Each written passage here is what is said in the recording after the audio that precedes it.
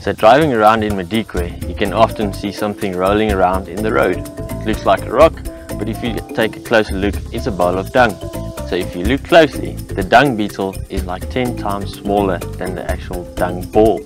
Then look also, there's one that's attached, doing nothing at all. That's the female. The male does all the hard work, taking the ball away from the actual dung heap, and she will then lay an egg inside. They will put it in the ground, also known as a honeymoon ball.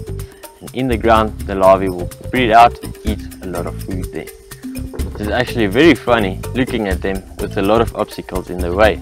The male is extremely strong, sometimes going through water puddles, over branches, over rocks, and he still keeps on rolling.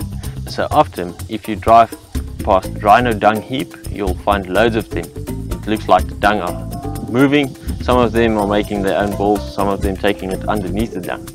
So that's very cool to find them in elephant dung, rhino dung, big heaps of dung normally.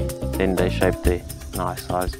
If you really want to, you can pick them up, especially if they're still busy making the dung. Rather leave them alone when they're already rolling it. Don't disturb them, but you can touch them. They're very hard, so they can take impact when they hit the ground. They don't have the most successful landings after all, and just wash your hands after.